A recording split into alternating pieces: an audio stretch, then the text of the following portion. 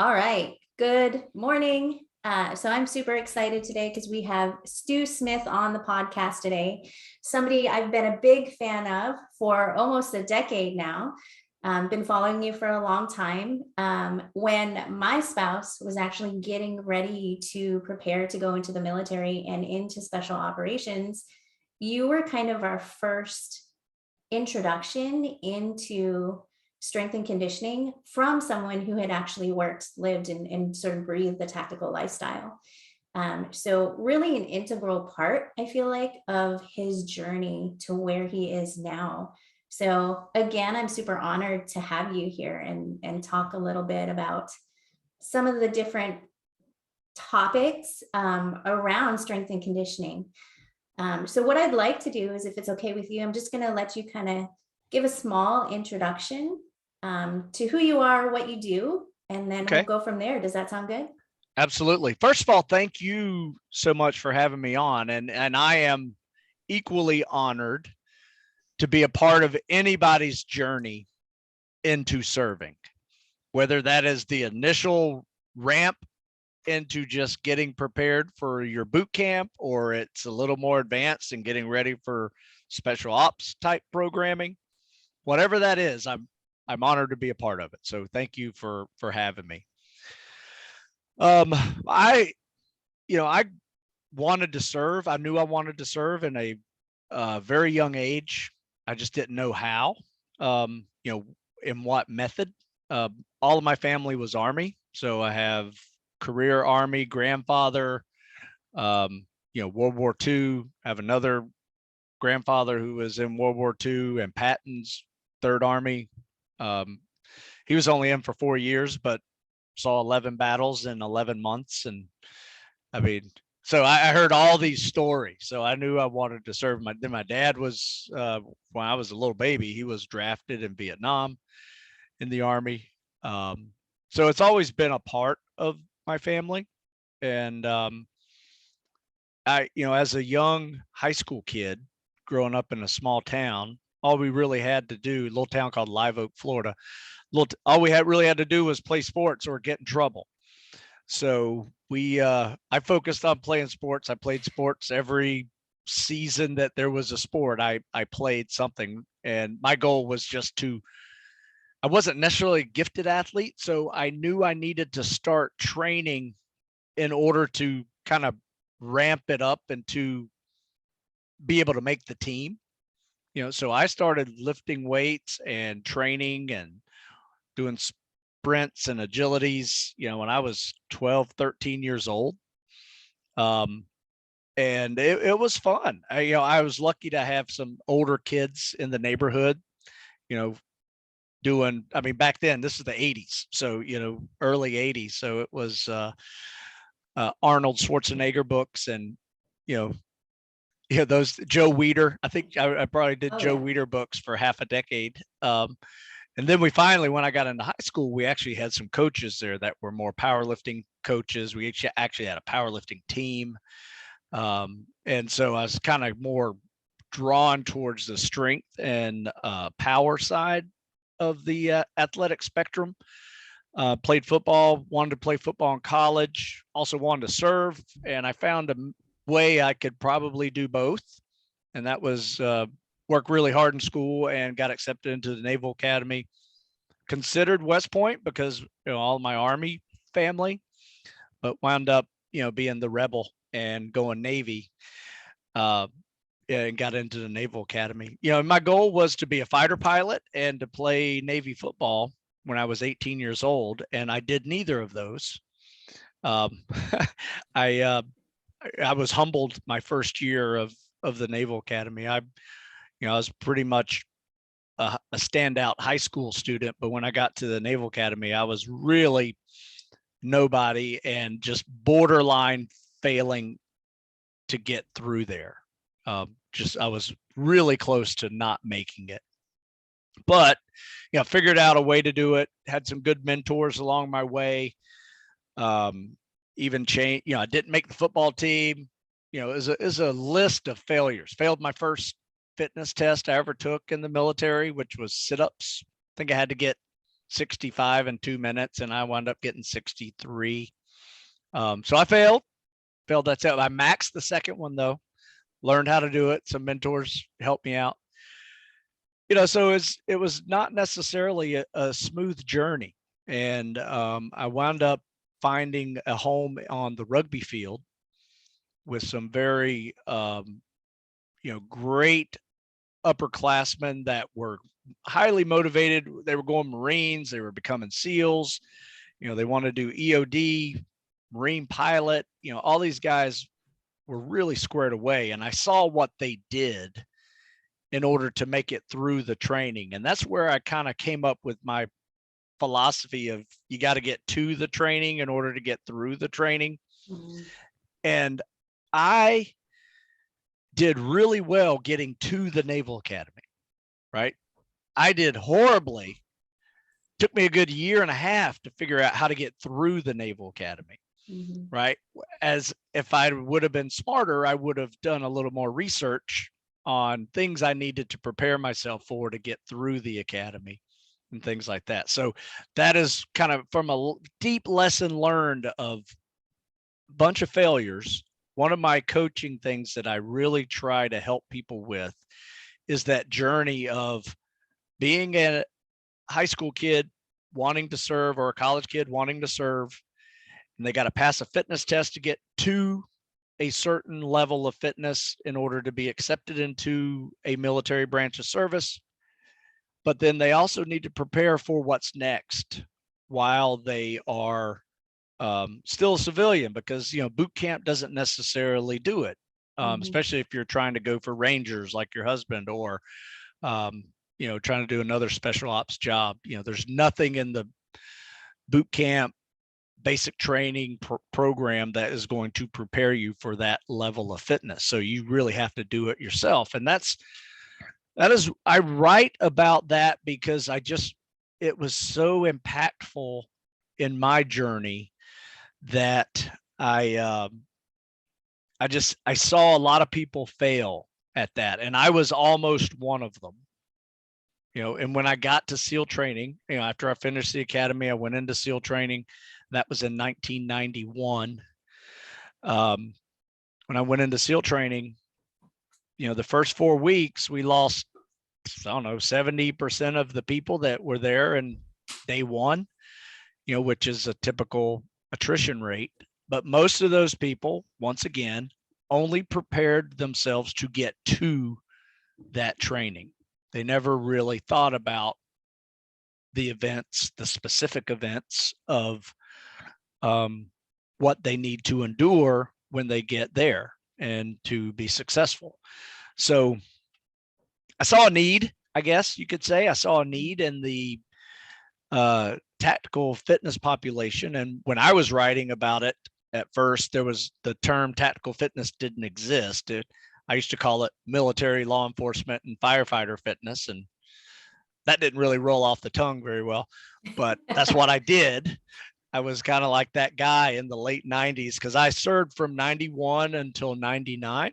I got out in 99, and it was a series of reasons for making that transition. Had our first child. It was the 90s. Not a whole lot was going on. 2 years later, obviously the world changed. When I was in, you could spend 20 years in the military and never see combat action. There were people retiring that I saw throughout my time in the military. Just they weren't there when things were happening, whether it was the Gulf War or Panama or Grenada. There were few and far between events that people were actually doing their job. Plus, there was no tactical fitness programming in the 90s either. So when I show up to my SEAL team, my high school strength and conditioning program and weightlifting facilities were better than my SEAL team weightlifting facilities. And there were no coaches, right? It was the most fit guy at the team was going to run PT for the day. And it was random, and it was kick yourself hard. And I was broken at age 30, to be quite honest with you. I'd had every injury that I could think of, from sprained ankles to I needed surgery on my ankles, stress fracture in my femur, lower back, hip injury, shoulder separation.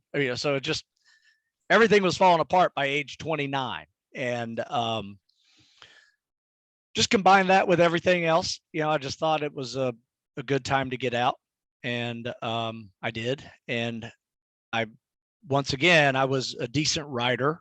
I grew up, my dad's a newspaper journalist. My mom's an English teacher. So I always felt like I always had a set of eyes or two looking at everything I turned in. So they were very helpful with me learning how to write. So I knew I wanted to write. I just didn't know what I wanted to write about. And then I got to thinking about, the to and through process that I had endured a decade earlier. I was like, maybe there's something there, focusing on, before people are serving, how can they be better prepared? So when they get to that boot camp or police academy or fire academy, that they don't break or they fail to meet the standards, because there really was nothing out there, for that audience. And that's where I started. I started focusing on working out and writing about it on that level of basically passing a fitness test in order to be accepted into these trainings, and then to create a follow-on specific programming for those tasks that person is going to see in their future. So that's my journey to almost 20 years ago. So things have evolved in over 20 years since I've started, but that is how I transitioned from a high school athlete into a tactical athlete into writing about tactical fitness. And really the tactical space has changed so much, even just in the last, 5, maybe even 10 years, I would say, with, 4-3 program coming up through special operations. Now, if you go into facilities on special operations compounds, those are some of the most high-tech, well-equipped facilities that you're going to see, many of them rivaling some college, and I would even argue professional sports training facilities. I know I've seen a couple pretty nice ones myself. So I think just it's night and day. It is night and day from what I saw. I mean, I think we had such old Nautilus equipment in our weight room, back in even 91, 92. It was bad. You had some free weights, but most of it was machines. Yeah. And now the focus really is on more of like the free weights, right? You see platforms, different companies, I think like Sorinex, I've seen. Phenomenal. Yeah, absolutely. So just a totally night and day. I would say that, it's my journey obviously wasn't the same as yours, but kind of the same situation where, I left home right after high school to join the military, had no idea what I was going to do, ended up actually being a military cook. And then transitioned into the nutrition care specialist role, which is just sort of a glorified military cook that can work inside of a hospital. That's a good skill. It is. That's actually where I learned how to cook. Yeah. That's actually where I learned how to cook.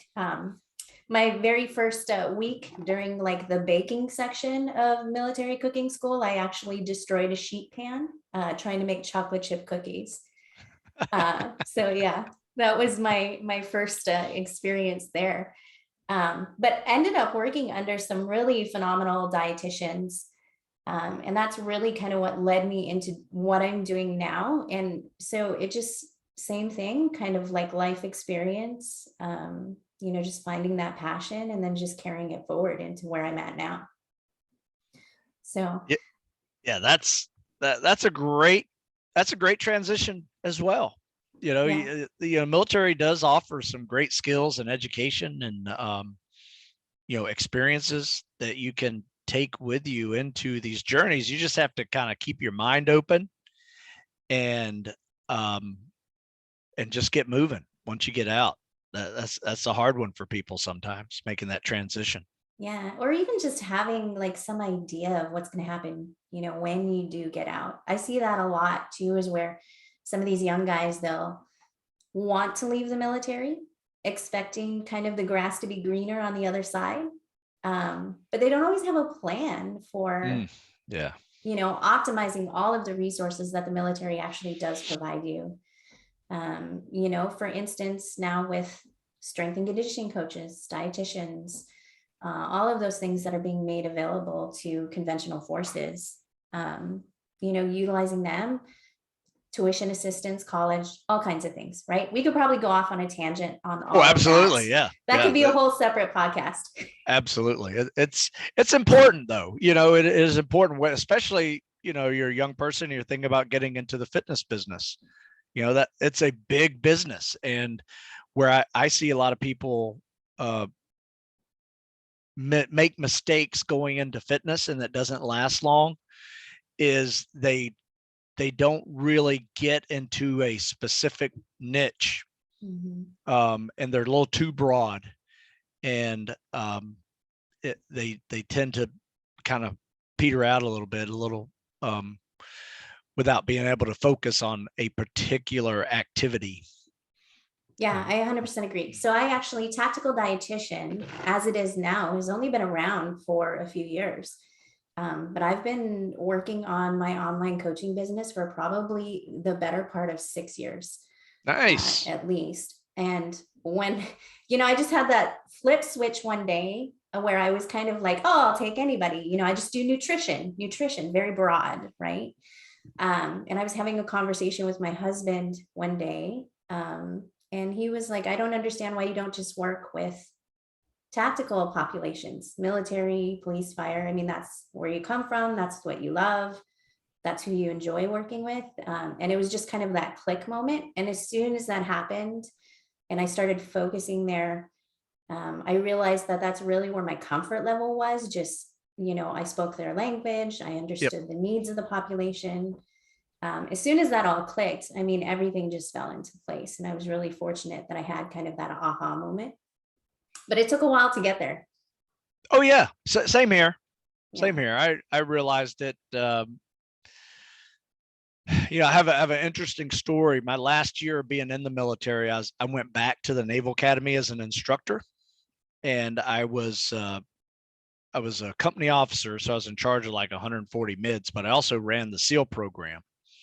But as a collateral duty, they would pull me out of some of these things when I had time, and I'd work with the remedial folks, because nobody on the academy wanted to work with the people that were failing the swim and failing the run and failing the PT test. But I did, and I really enjoyed that, and I found a lot more satisfaction out of getting someone to pass those standards, whether it was a minimum or close to a minimum standard or not. They were still able to stay there, and they're able to finish their degree and finish their 4 years at the academy. And seeing some of those people now, 30 years later, it's still touching whenever they remember me helping them do that. Like the guy that wants to be a SEAL, me helping them go from 10 pull-ups to 20 pull-ups, it's not a big deal. That's fun. I like working with advanced athletes and things like that, but it's the ones where you can create a lifestyle change for them that have the most meaning for me anyway. Yeah. 100%. And you're changing the trajectory of somebody's life at that point, right? Because the guys who are kind of like in that middle to higher performance zone, they're probably going to make it, just based on their physical fitness level, maybe, right? There could be some other barriers that hold them back. But when you're working with someone who wants it, but is really struggling, I mean, you're completely changing their life 100%. That happens even in the nutrition realm. And we might talk about this later on, but I've had definitely athletes come to me who don't realize that what they're doing with their nutrition is affecting not only their physical performance, but also their motivation level, their desire to train. right? Low energy availability Yeah. can have a huge impact on your cognitive status, on your mental health. I've had people come to me and tell me that they're thinking of leaving the military because they're struggling with physical performance, weight, mental health issues. And this is actually something that happened recently, and as little as 30 days, just by getting someone to actually have enough energy available through nutrition to actually start feeling it better, they re-enlisted. Completely different attitude. Their spouse even told them that they seem happier, more Man, confidence. that's incredible. I mean, and you're so right. If I were in the military, I put it this way: in the 90s, I wish we had people like you that were telling us what to eat and what to drink, and we had people like the world class strength and conditioning coaches that are in these world class facilities now. I would have given anything to be able to go to a gym that nice and say, yeah, I just want to stay operational. What should I do? Right. And just get a great program to go with versus getting beat down every single day, on concrete flooring. Yeah, and the mental health aspect of having the right training program along with the right nutrition. I mean, that's huge because that's a big issue, right? We're not going to go into that today again, because again, that could be a whole other conversation. Sure. But just on the ground level, when you see somebody's mindset shift like that because their training and their nutrition is just clicking for them, I mean, that's one of the greatest rewards that you can have, right? And then to speak to that person later down the road, I always tell my people that the greatest compliment I could ever get is probably for you to come back and tell me that, and then to go spread the message amongst the masses that, hey, this actually works. So and so told me that I should do this because they talked to you and I feel like a whole new person. That's probably one of the best compliments Oh, I think that I can 100%. probably get.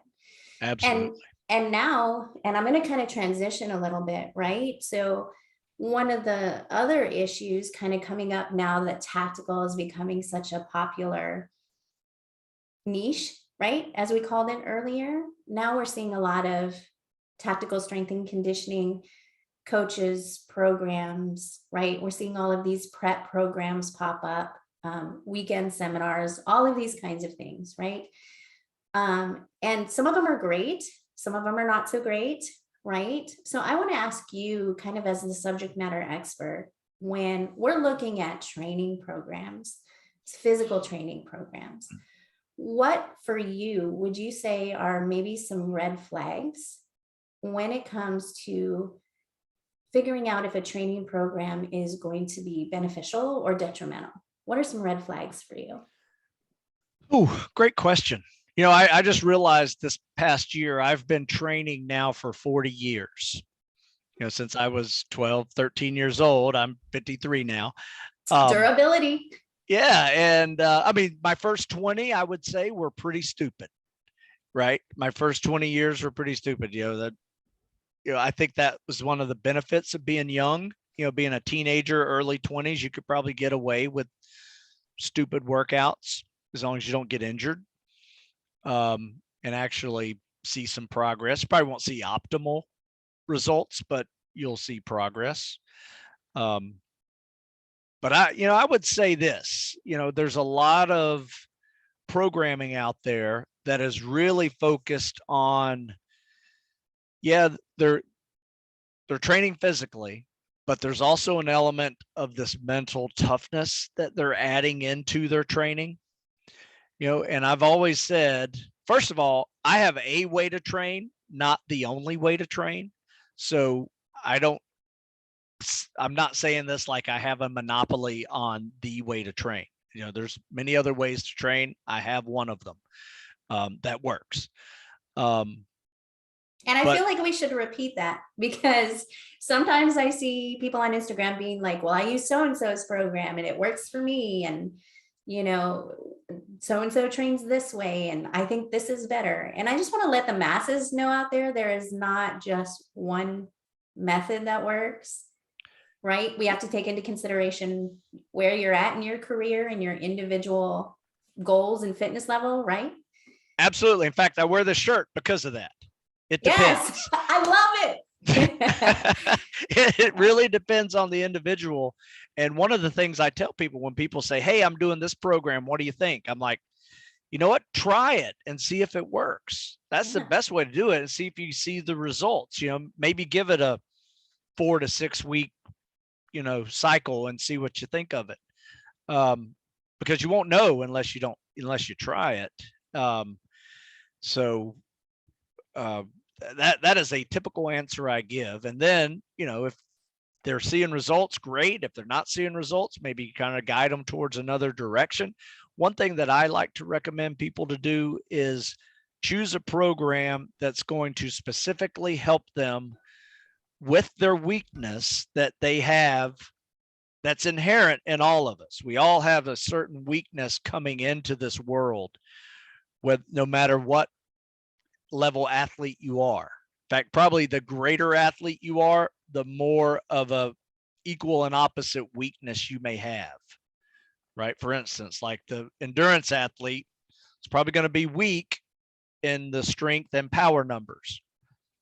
May not even have much agility either, because they're just either swimming or they're running straight for long, slow distances. So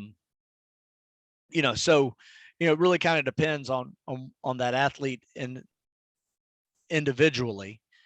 The other thing that I was getting to about the mental toughness side is that, this one's really important, because if you're trying to do a workout and push your limits to the point of making you more mentally tough, there is always a fine line between mental toughness and stupidity, right?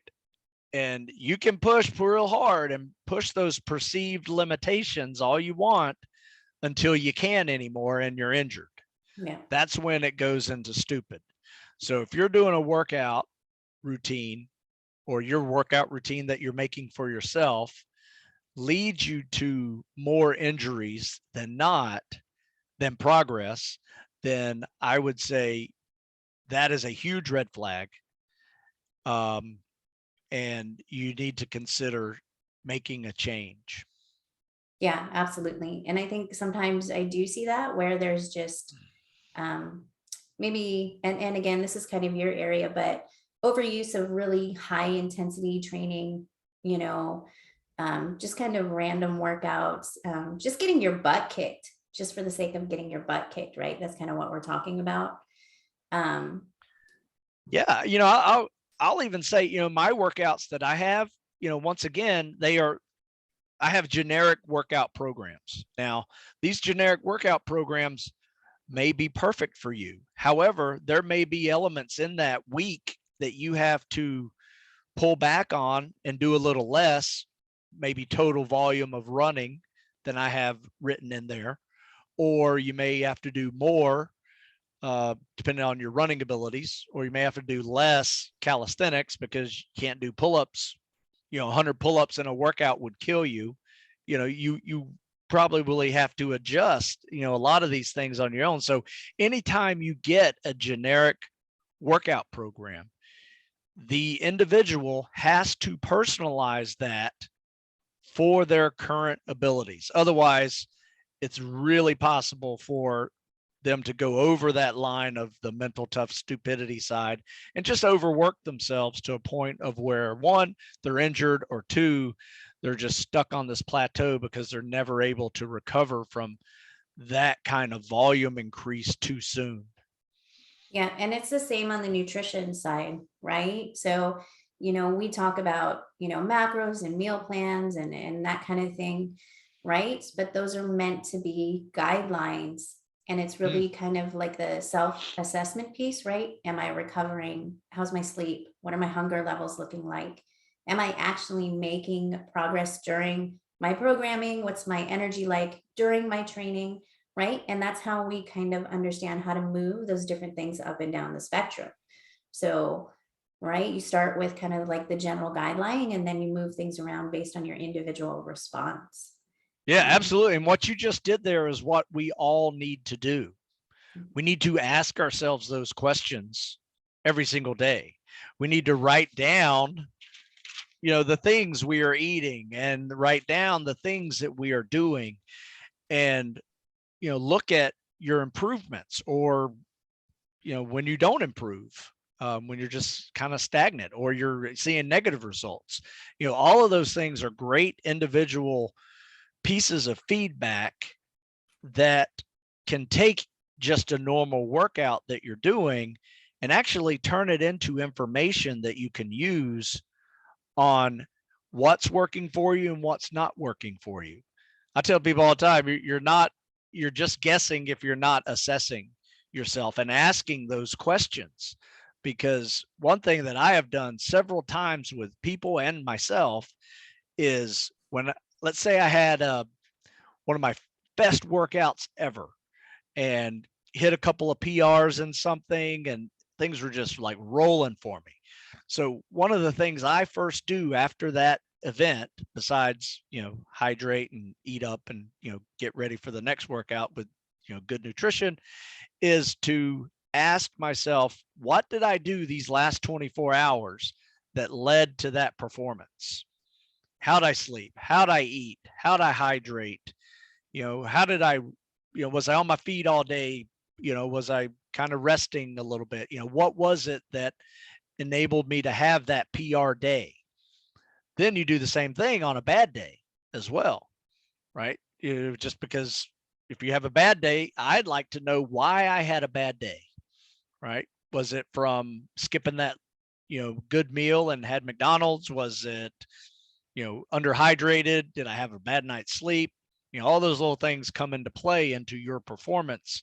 And the sooner you can realize that it is really just a balancing game of all of those, physical stress that you're putting on your body and your ability to recover from it, those things have to be in balance. And when they're not in balance, that's when you're going to see those negative results.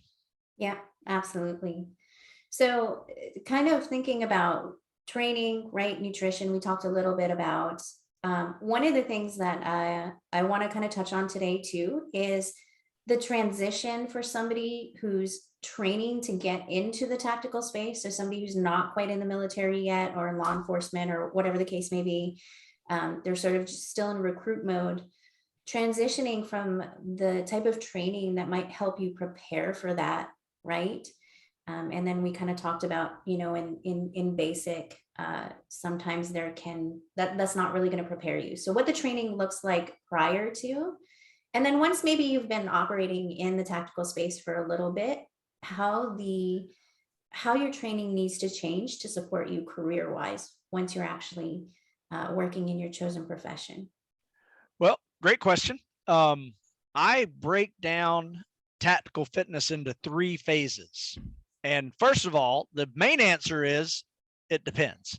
It depends on that person's athletic history, current fitness abilities, timeline. All of those things are really important to how you would prepare that individual. But first of all, phase 1 of tactical fitness is getting to the training. All of these jobs require a fitness test, right? The more you can prepare yourself by actually doing the events of that fitness test, the better. Now, your workouts don't have to be the test. You don't necessarily have to train like the test. Can you say that louder, please? Yeah, a lot of people hate that. A lot of people hate that.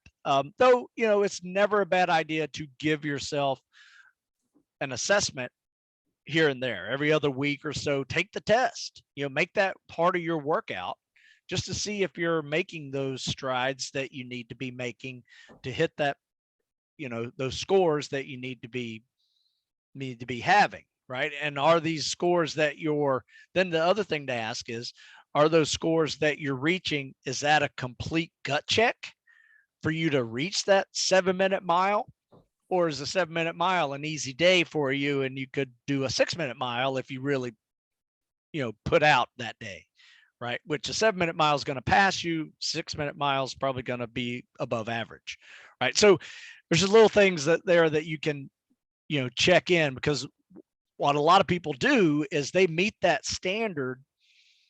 Here's where I see a lot of guys in phase 1 fail, is they're trained for the test, they pass the test, they meet that standard, but they don't meet it well enough to go focus on something else. They're still so borderline failure that, any skipping of those events and not maintaining those events is going to lead to worse scores. I see it a lot of time with the Navy, because before you go into Navy SEAL program, you have to pass a swim test, push-ups, pull-ups, push-ups, sit-ups, pull-ups, a 1.5-mile run, PST, before boot camp.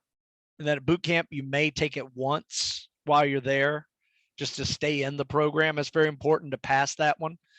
And then, you'll have to then you go to prep. And when you show up at prep, after really being deconditioned at a Navy boot camp, which unfortunately Navy boot camp will decondition you if you're going in there at that level. If you're going in at the typical American fitness level, right, you actually probably come out in better shape at the end of boot camp. But if you're going in at a very high level, trying to maintain, excellent PST scores, you're going to decondition. And so that's and that was kind of me, right? So I was like the standard American who came out of boot camp in better shape, right? But the Army's different. If were you in the Army? I was in the Army. Okay, Army's different. Army boot camp's not a joke like Navy boot camp. Okay. Right, Navy boot camp. I think the last time I heard the guys report back to me, they said they ran 8 miles in like 8 weeks. Oh no! Oh, that's like all week. That's like a week in Army boot camp. Yeah, see, yeah. Already so anyway, they get out of shape. So they have to go. I tell my guys, going so like way above the minimum standard. You got to be like crushing the advanced level. If it's a 10:30 swim, you better be swimming sub 8, right? Because you need that minute or two cushion just to be able to handle the deconditioning that's going to occur during boot camp. Now, there are some ways to, squeeze in some extra training on your own, but it's difficult. So anyway, that's phase 1. And that's where I see a lot of people mess up on phase 1, getting to the training. Another thing is, if that's all they focused on before they went to boot camp, and then they never focused on phase 2, which is getting through the next phase of that training, that next phase is going to be a rude awakening out of all the specific events that you missed out on, whether that is longer runs, longer rucks, longer swims, higher repetition PT events, obstacle courses, all these little things that are going to challenge you specifically. If you can prepare yourself long before you go in for those events that you're going to see, you're going to be a lot better off, even with some deconditioning. And when you go into it really, really in great shape, you can actually use that deconditioning as somewhat of a taper. Yeah. Right. Before you go in, and then you go into prep and you go crush prep, and then you go crush that next selection course, whatever that is. So that's phase 1 and phase 2. And then phase 3 is the active duty operator. You've gotten through all your training, your selections, your extra courses that you had to take to be that person you wanted to be.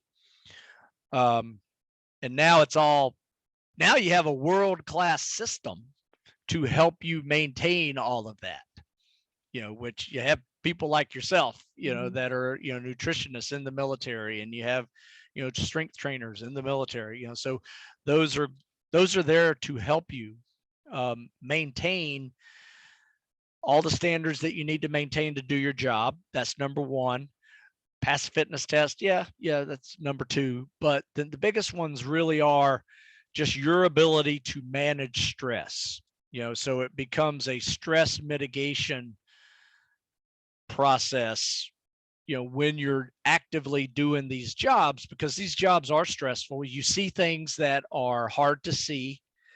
And you have to learn how to deal with those properly and build some mental resilience so you can still continue to do your job, for a long period of time, which is all about longevity, which nutrition is definitely a huge part in all of that. Sleep is a very important factor of that as well, and smart training. And I think where a lot of people screw up is they're so sympathetically charged with the stress of their job. Then, they're not eating right, they're not sleeping right, and then they're just doing butt kicking workouts that just continue to like stress them out physically. You've just burnt the candle like on all three sides of that, triangular cookie or triangular candle that you're just waiting to erupt and fall apart. And a lot of people break, whether that's injuries, it's mental injuries, or it's just pure burnout. Yeah, absolutely. And from my perspective, like some of the things that I'll see sort of on my end when an athlete gets there is, right, so the physical part, right, not being able to suddenly build strength or, Yep. Lift at the same intensity that they were just a few weeks ago. Sleep disruptions, appetite decreases. On a biochemical level, we see disruptions in thyroid hormones, blood sugar, testosterone levels, all of those things. So mitigating stress is huge. And right, and in the tactical community, especially somebody who's been operating, like you said, their lifestyle habits tend to deteriorate the longer they've been operating. True. Right. So sleep, I would argue, is foundational, in my opinion, to maintaining some of that balance, right? But that can be really difficult. Sure. Yeah. Yeah, I wrote a non-scientific pie chart once just to kind of explain recovery to people. And I put half of the pie chart is sleep. The other 40% is nutrition. And then this missing 10% is where everybody spends their money on, right? Supplements, massage tools, you name a recovery gadget, it's in that 10%. Whereas if you just focus on your sleep and your nutrition, you're going to be 90% of your recovery is taken care of. Yeah, I have the same thing. I have a triangle and the foundation of that triangle is absolutely sleep. Yeah. So super crucial. And I know that we were going to talk a little bit about some nutrition things as well too. We kind of wanted to get into that, having some relevancy in what's going on in your life right now. Yeah, I had a question for you. Flu season, I guess. I don't know what I have. I had some kind of virus earlier this week, affected basically my head, sinus virus, head cold or something maybe. But I have this laryngitis type thing going on right now, and I lost my voice 2 days ago. I was almost going to email you today and say, it hurts to talk. I don't know what, not sure if I'm going to make it today, but it felt a little better. I just laid off the talking for a couple of days. But anyway, I guess my question is, I wrote it down here too. It was focusing on just fighting colds and viruses. Is there any particular thing other than obviously eating a well-balanced, nutritious diet, with foods? Is there anything that you do different, when it is a cold and flu season, you're just trying to strengthen your immune system, things like that? Yeah. Well, one, thanks for being a trooper and coming on today. But yeah, I mean, right, general nutrition, lifestyle stuff is important. But understanding how the immune system sort of operates is really important too, right? So something that some people may not know is that the majority of your immune system is controlled and regulated by your gut, right? So when we talk about nutrition, a lot of people, it's not the sexy piece of performance or health, right? But everything that runs through your gut is going to impact the way that every cell in your body operates, every system in your body operates. So from a preventative standpoint, building your immunity is extremely important. Your foods that you're going to take in, you want these to be things that support your gut microbiome, right? So when we talk about gut microbiome, we're talking about probiotics, Sure. the healthy bugs that live in your gut. And there's a lot of research that's come out in the last, 10, 15 years and whatnot, about how those bugs in your gut actually impact not only your immune system, but your brain as well. So your neurotransmitter production, serotonin, melatonin, right? Your sleep Nice. neurotransmitter. So understanding vitamin K production actually comes from those bugs in your gut as well. Folate is a big thing there as well. Folate being a B vitamin, right? All of that's going to impact your immune system. So when you're consuming foods that are over processed, high in sugar, low in fiber, the majority of the time, you actually change the types of bugs that live in your gut. You change the diversity inside of your gut, and that is all going to impact your immune system. So yes, general nutrition, healthful nutrition is good, but specifically what we're talking about is consuming foods that support that probiotic, those probiotics in your gut. So anything that's kind of fermented, right? Kimchi, sauerkraut, kombucha, kefir, all of those things, miso, are going to help increase the colonization of your gut. You actually How have about more. yogurts? How Yeah, about absolutely. yogurts? Yeah. Yogurt can be good, but but there are certain types that are better for Okay. that. So specifically yogurts that are made to have a high number of probiotics in them, lactobacillus, bifidobacterium, streptococcus. Those types of yogurts are going to be great. And there are some that are not. So there's a lot of commercial yogurts that are just pure sugar. Right. That's it, just pure sugar. And you can see that by looking on the label, right? And they taste really good. And they taste really good. They're desserts, right? We're not going to name names, right? Right. But you probably know which ones I'm talking about, Sure. right? So when you Absolutely. look on the label, it's pure sugar, right? There's some yogurts on the market that have just as much sugar as soda. So let me just put that out right now. Damn. Those are the ones you want to avoid, right? So Sure. the ones that we're looking for that have a high amount of probiotics on them are always going to have that on the label. You'll see it in CFUs. You'll see the name of the probiotic bacteria that's in there. So that's what you want to look for on the label. Okay. Cool. Yeah, and working some of those in on a daily basis, right? How That's really about important. how about antioxidants? Are they helpful in this immune fight as well? Absolutely. So when we're talking about antioxidants, we're talking about sort of those health promoting nutrients that are in your food outside of just the regular vitamins and minerals. So where you're going to find the most antioxidants is going to be in your plant-based foods, your colorful foods, right? Fruits, Perfect. vegetables, that type of thing. Magnesium is fantastic for the immune system. Zinc, fantastic for the immune system. Magnesium is actually one of my non-negotiables when it comes to supplementation. Just because most people tend to be extremely deficient, they don't know it. There's not a great way to test for it. That's consumer facing. If you don't know what to test for, the body does a really good job of trying to manage electrolyte balance. So magnesium, even though you can test magnesium, it's not always going to show up as deficient on your panel until it's very deficient. And your body can no longer regulate that. Now, do you supplement magnesium, or are there particular foods that are just go-to foods for that will be sufficient? Yeah, so nuts and seeds are great for magnesium. Some of your whole grains, you're definitely going to find it in some of your plant foods. But I typically always recommend additional supplementation, particularly for this population, because physically active people and people who are under a lot of chronic stress are going to need higher levels of magnesium. Okay. So the Now, is recommended. that because it's more of a like an electrolyte, or is it just helpful with sleep? So there's a lot.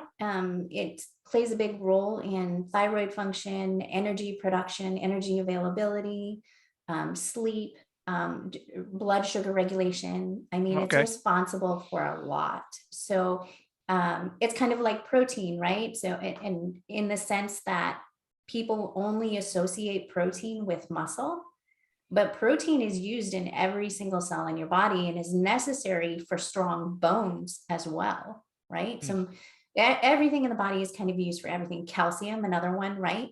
We associate that with bone health a lot of times, but calcium is necessary for muscle contraction, right? So looking at the use of different things like magnesium in the body, it's not just for that.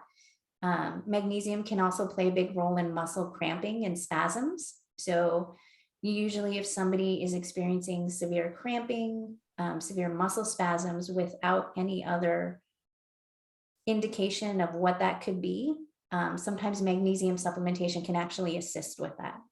Nice. Yeah. So recommended dosage there, upper limit on taking in magnesium from the USDA is, excuse me, not the, yeah, from the recommended daily allotment, upper limit on magnesium is 350 milligrams per day from supplementation. That's on top of any food that you might also be taking in that has magnesium in it. For bone health and just good magnesium kind of numbers, usually you want to take it in a ratio of 2-to-1 calcium to magnesium. So if you're taking 1,000 milligrams of calcium in a day from food and supplementation, you should also be taking in a minimum of about 500 milligrams of magnesium as well. Gotcha. So that can be really immune supporting. The probiotics along with that. And then of course, a diet that's high in fiber. We talk a lot about probiotics. We don't talk a lot about prebiotics. Prebiotics being the actual food that feeds the bacteria that lives in the gut, that feeds the probiotic.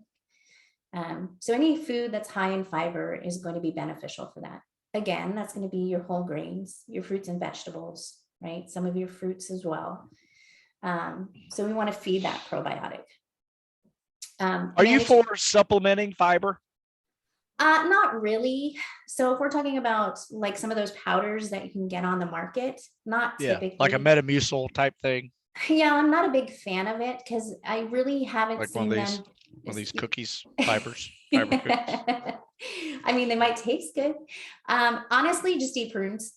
Get some dried prunes. Yeah. I'm not a big fan of powder fiber supplements just because I've not really seen them be effective in the real world.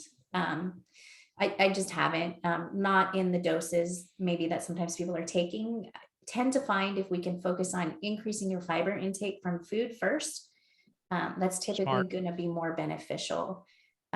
So usually we will not use fiber supplementation. If somebody is just so impacted from like a constipation standpoint, there's some deeper issues going on there that we need to address. Metamucil is probably not going to get the job done if you're not having a bowel movement on a regular basis. Right.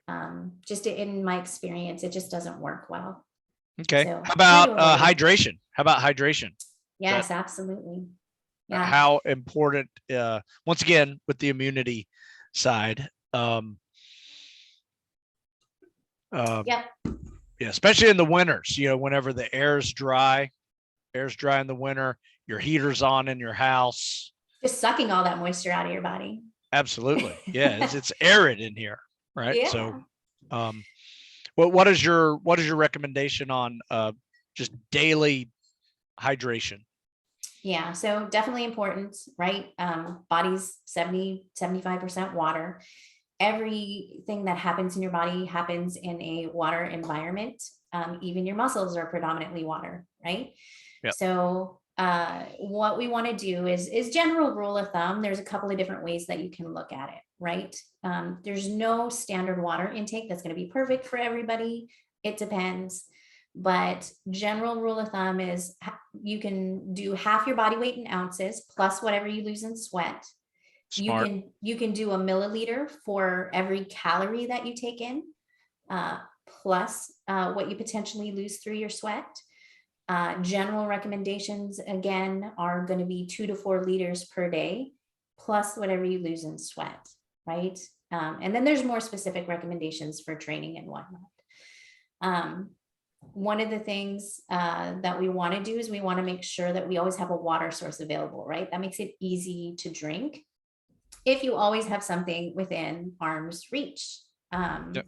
This is an easy lifestyle change that can actually make it a lot easier for people to get their daily intake of water in, is just having that water source available. So you're probably like me. If you come into my house or my car or my office, there's water bottles everywhere.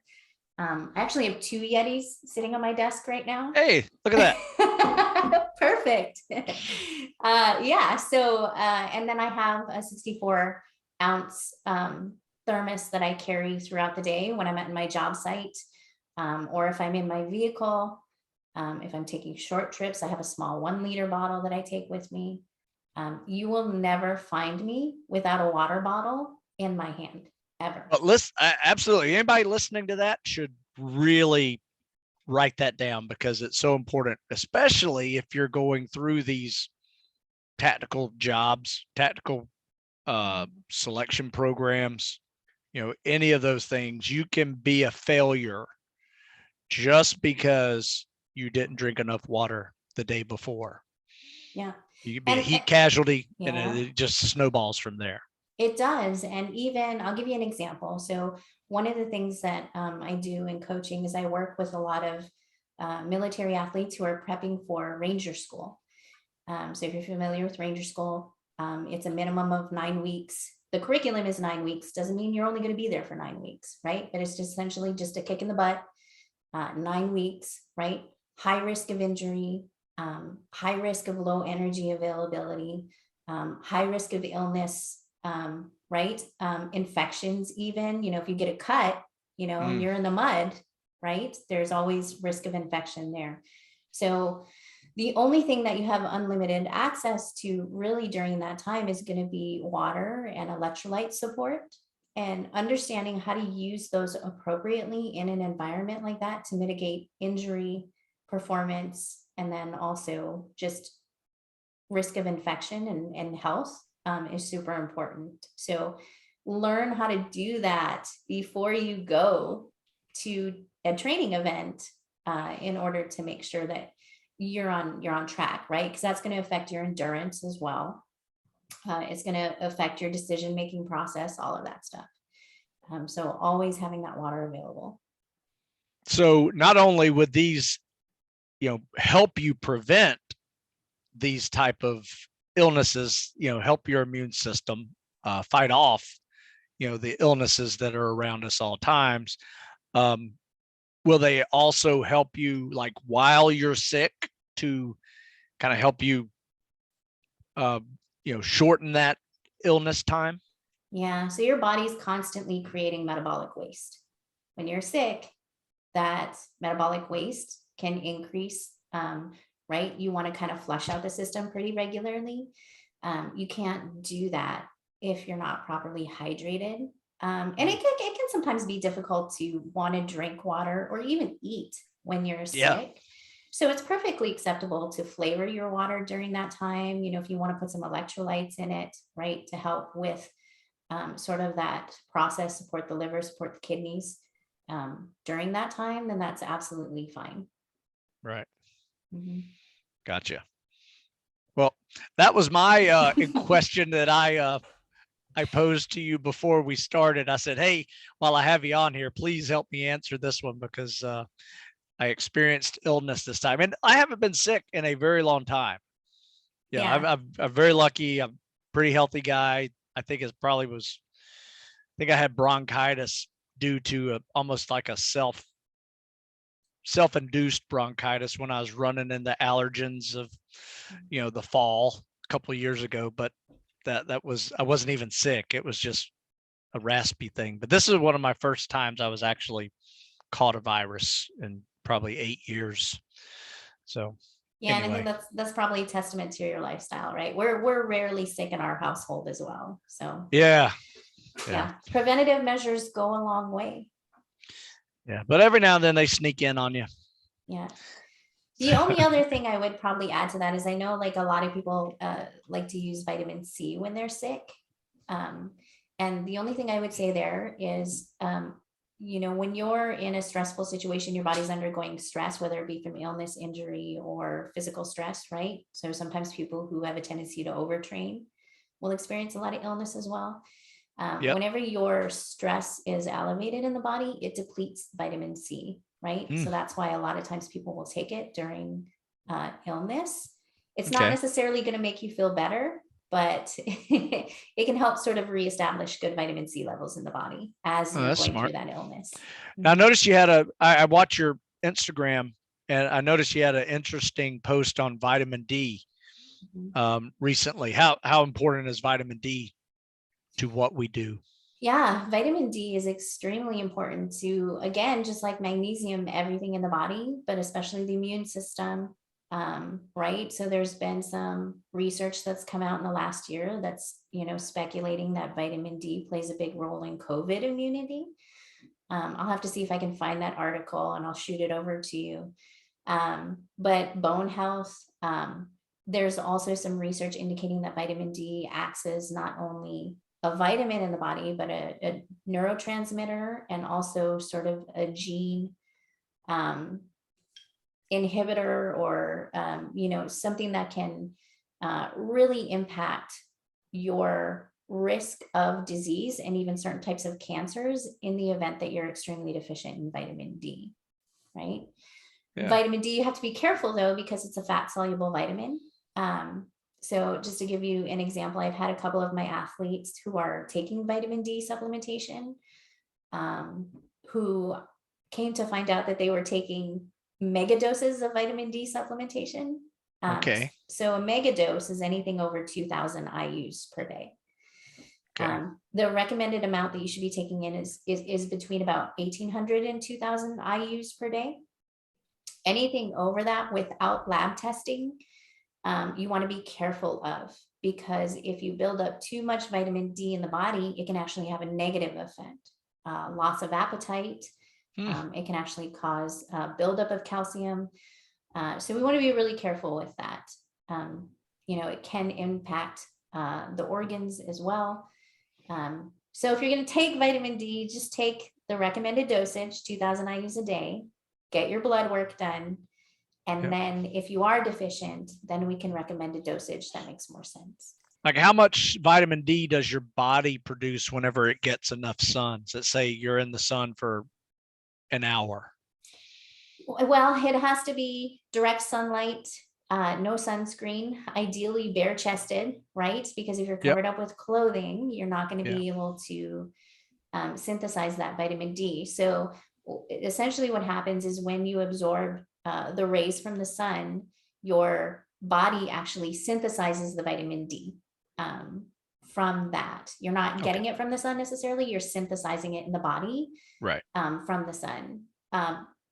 Even if you live near the equator, again, unless you're outside, middle of the day, bare chested, skin color makes a difference. The more melanin, the more darker your skin is, the harder of a time you're actually going to have synthesizing vitamin D from the sun. Okay, interesting. Right?